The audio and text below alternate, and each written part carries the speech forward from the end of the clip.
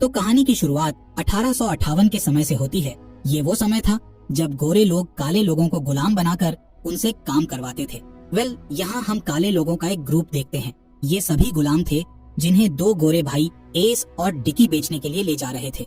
रात होने पर उनके रास्ते में एक बाउंटी हंटर आता है जिसका नाम किंग है। दरअसल किंग पहले डॉक्टर था, लेकिन बाद में वो एक बाउंटी हंटर बन गया और सरकार से पैसा लेने के लिए मुजरिमों को मारने लगा। खैर, यहाँ एस किंग को गन दिखाते हुए उससे उसके बारे में पूछता है, जिस पर किंग एस को शांत करते हुए कहता है कि मैं गुलामों का व्यापार करने वाले दो भाइयों को ढूंढ रहा हूँ जिन्हें सभी स्पेक ब्रदर्स नाम से जानते हैं। जिस पर डिकी कहता है कि हम ही स्पेक ब्रदर्स हैं और तुम्हें हमसे क्या काम है। जिस पर किंग उन्हें बताता है कि तुम्हारे साथ अभी जो गुलाम हैं, उनमें से मैं एक गुलाम को खरीदना चाहता हूँ।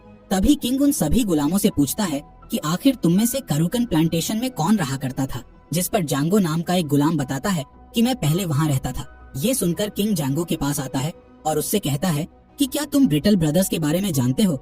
जिस पर जांगो हाँ में जवाब देता है।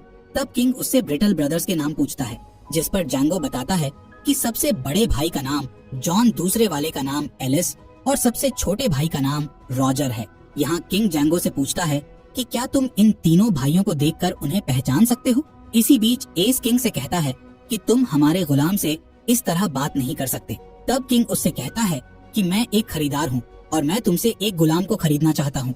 लेकिन एस उसे अपने गुलाम बेचने से मना कर देता है और उसके ऊपर गन तानकर उसे यहाँ से जाने की धमकी देता है, जिससे किंग को उस पर गुस्सा आ जाता है और वो अपनी गन निकालकर एस के सिर में गोली मार देता है, जिससे उसकी वहीं पर मौत हो जाती है। साथ ही किंग डिकी के घोड़े को शूट करके उसे मार डालता है, जिसकी वजह से डिकी जमीन पर गिर जाता है और उसका मरा हुआ घोड़ा उसकी बॉडी के ऊपर आकर उसे दबा देता है। इसके बाद किंग जांगो के पास आकर उससे ब्रिटल ब्रदर्स के बारे में बात करता है। तब जांगो कहता है कि मैं उन्हें पहली बार में ही देखकर पहचान जाऊंगा। ये सुनकर किंग जांगो को अपने पास रखने का सोचता है, इसीलिए वो उसके पैरों की बेड़ियां खोल देता है और डिकी से उसकी कीमत पूछता है। पर डिकी दर्द के मारे चिल्ला रहा होता है। जिसके बाद जांगो एस के कपड़े लेकर उसके घोड़े पर बैठ जाता है। वहीं किंग डिकी के पास आकर उसे जांगो और एक घोड़े की कीमत देता है। इसके अलावा वो वहाँ से जाने से पहले बाकी के गुलामों से कहता है कि अगर तुम्हें आजादी की जिंदगी जीना है तो तुम्हें डिकी को मारकर यहाँ से भाग जाना चाहिए। ये सुनकर गुलाम डिकी को मार देते हैं और अपने आप को आजाद कर लेते हैं। अगले दिन हम जांगो और किंग को एक गांव में जाते हुए देखते हैं। इस गांव के सभी लोग जांगो को घोड़े पर सवार देखकर हैरान हो जाते हैं, क्योंकि काले लोगों को घोड़े पर बैठने की परमिशन नहीं थी। इस वजह से सभी जांगो को घूर घूर कर देख रहे होते हैं।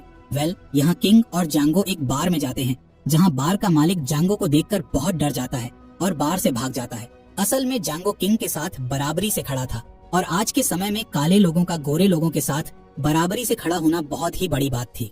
यहाँ बार में किंग अपने और जांगो के लिए एक ड्रिंक बनाता है, जिसके बाद वो जांगो को बताता है कि वो एक बाउंटी हंटर है और वो उन मुजरिमों को मारता है जिसके ऊपर सरकार ने इनाम रखा होता है। साथ ही वो बताता है कि मुजरिम के मरने के बाद उसे उसकी डेड बॉडी ऑफिसर्स तक पहुंचाना होती है, ताकि बाद में वो उनसे इनाम का पैसा ले सके।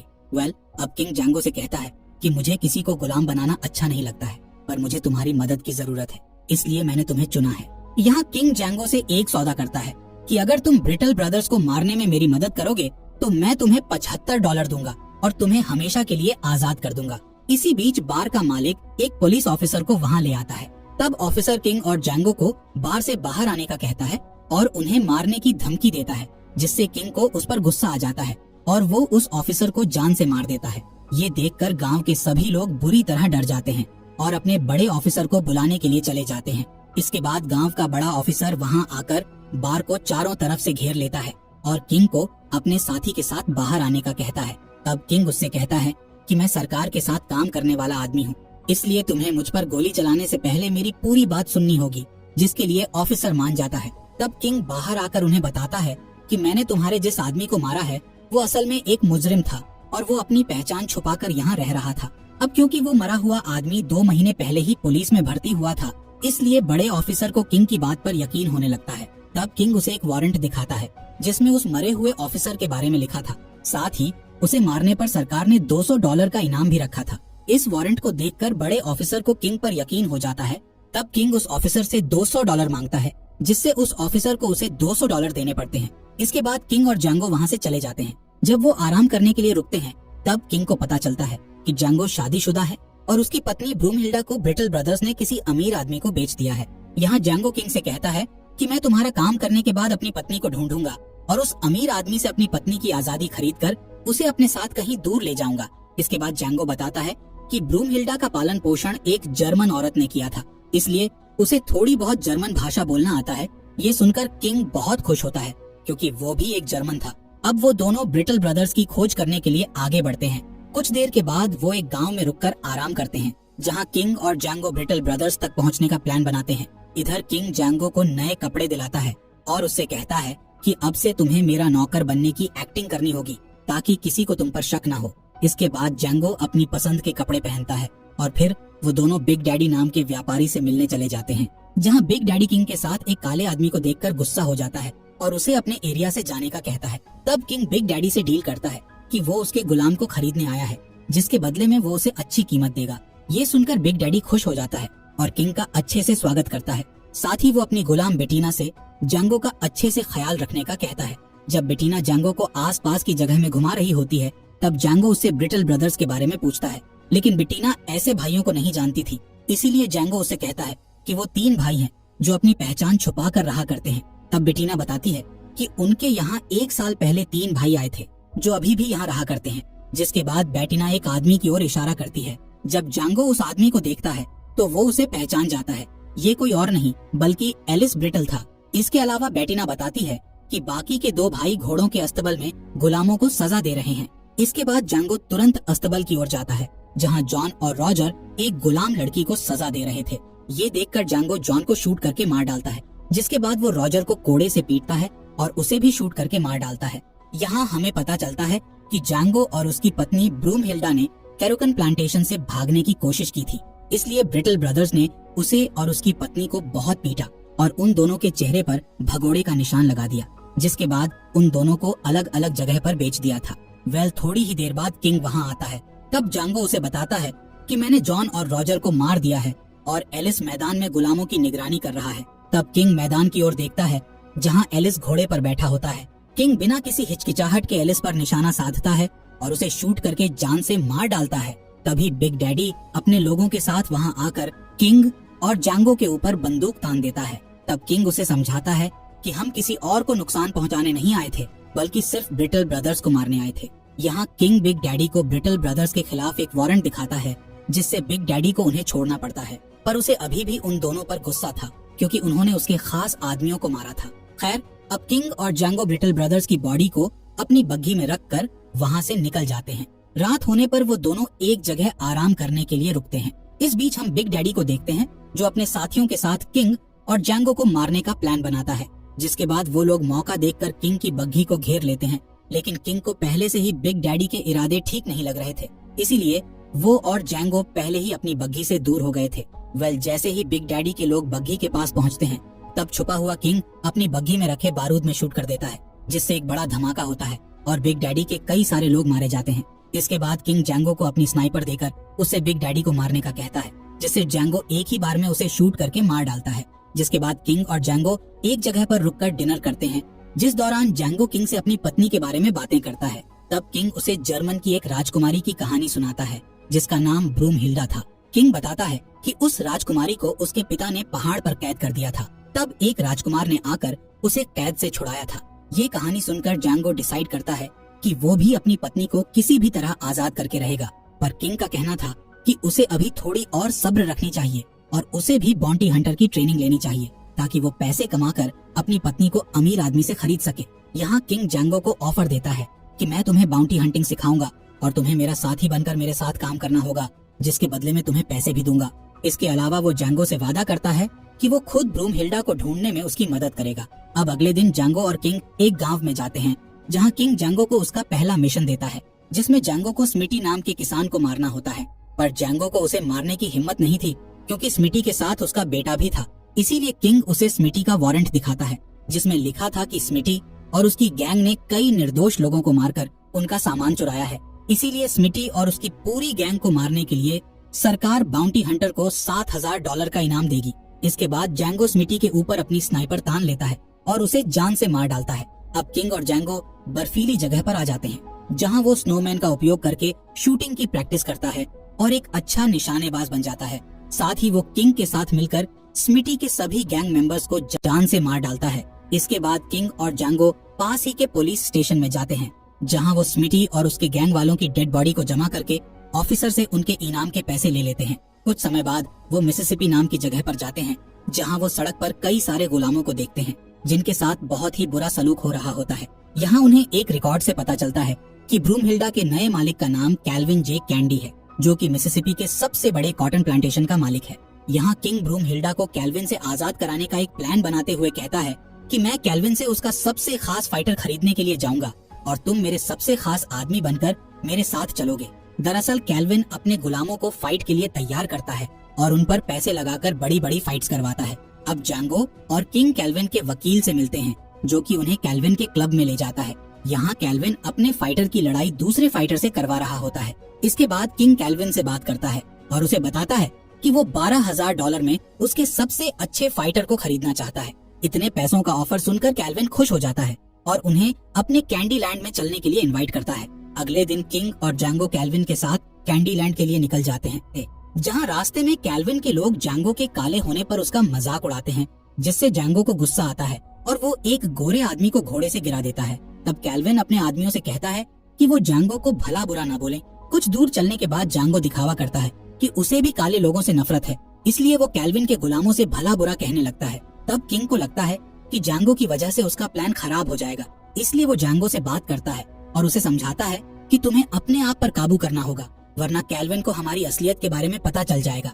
इसके बाद वो सभी आगे बढ़ते हैं, जहाँ रास्ते में कैल्विन के लोग आ जाते हैं, जो कि अपने साथ खतरनाक कुत्तों को लाए हुए थे। दरअसल कैल्विन का एक फाइटर भागने की कोशिश कर रहा था, इसलिए कैल्विन के लोगों ने उसके पीछे अपने कुत्ते छोड़ दिए थे। ये फाइटर उन कुत्तों से अपनी जान बचाने के लिए एक पेड़ पर चढ़ा हुआ था। तब कैल्विन उस फाइटर से बात करता है और उसे नीचे आने का कहता है। जब वो फाइटर नीचे आता है तो कैल्विन उससे भागने की वजह पूछता है, जिस पर फाइटर कहता है कि मैं अब और नहीं लड़ सकता। इस बात से कैल्विन को गुस्सा आ जाता है और वो उसे मारने की धमकी देता है।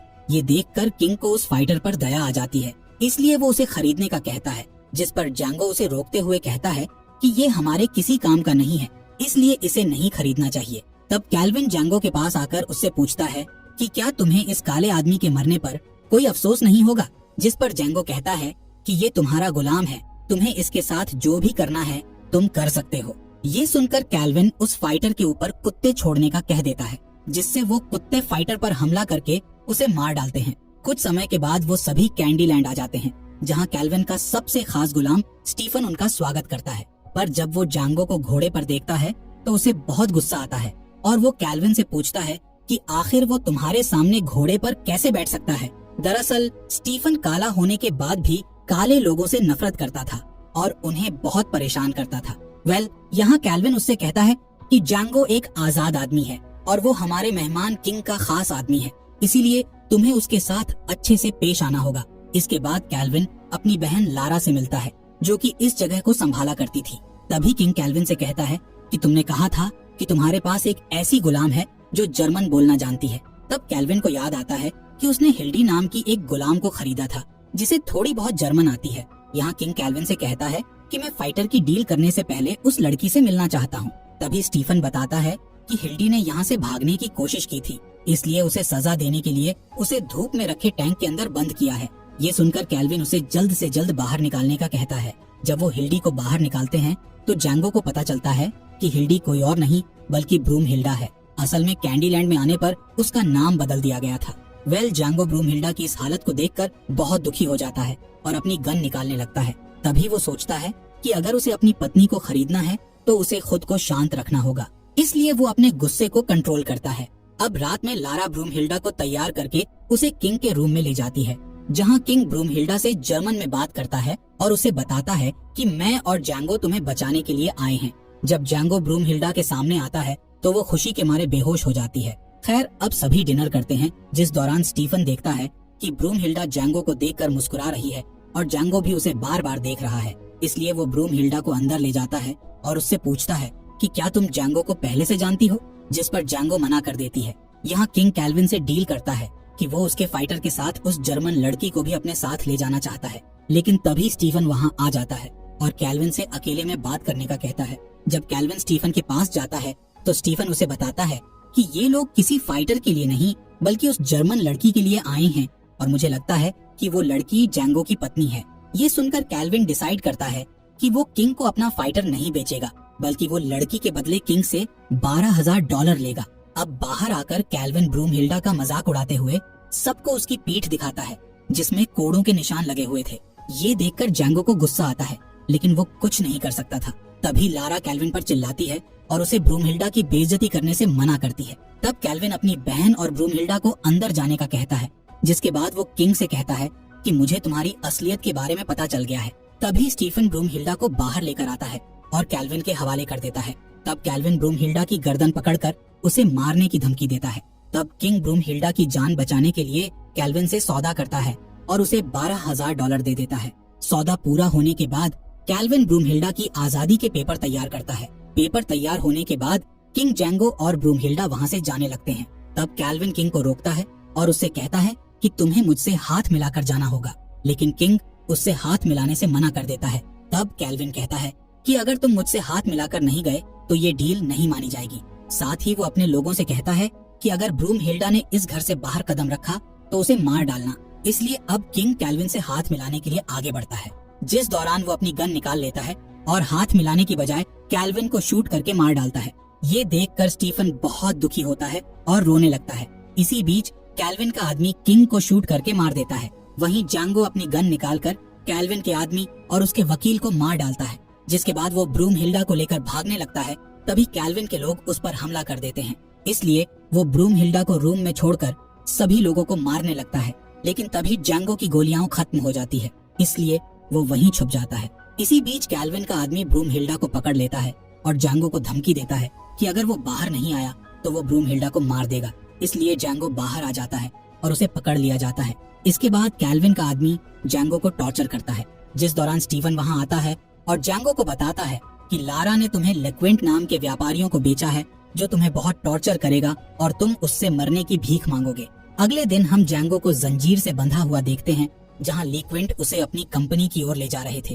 तभी जैंगो भागने का प्लान बनाता है और लिक्विड लोगों से बात करने की कोशिश करता है। यहाँ जैंगो उनसे कहता है कि मैं कोई गुलाम नहीं हूँ बल्कि एक बाउंटी हंटर हूँ और मैं कैंडी लैंड में मुजरिमों को मारने गया था, जहाँ मेरा साथी किंग मारा गया और मुझे तुम्हारे हवाले कर दिया गया।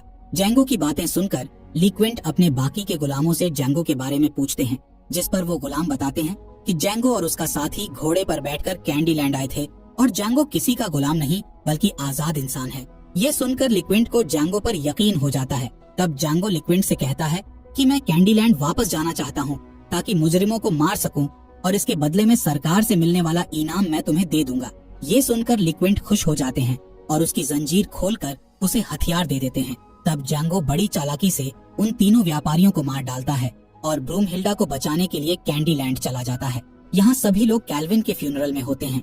वहीं जैंगो कैल्विन के घर में पड़ी किंग की बॉडी के पास जाता है और उसकी पॉकेट से ब्रूमहिल्डा के आजादी के पेपर्स लेकर किंग को अलविदा कहता है, जिसके बाद वो कैल्विन के उस आदमी को मारता है जिसने फाइटर के ऊपर कुत्ते छोड़े थे। अब वो ब्रूमहिल्डा के पास जाकर उसे भी बचा लेता है। इसी बीच लारा और उसके लोग घर में आ जाते हैं। तब जैंगो उनके सामने आता है और सभी गुलामों को घर से भागने का कहता है, जिसके बाद वो लारा और उसके सभी लोगों को मार डालता है। साथ ही वो स्टीफन के पैरों में गोलियां मारकर उसे घायल कर देता है। अपना बदला लेने के बाद जैंगो उस घर को बारूद से ब्लास्ट कर देता है, जो कि उसने पहले से ही घर के चारों ओर लगा दी थी। इससे स्टीफन भी जलकर मारा जाता है। कहानी के अंत में जैंगो और ब्रूमहिल्डा दूर खड़े होकर घर को जलते हुए देखते हैं और वहाँ से चले जाते हैं।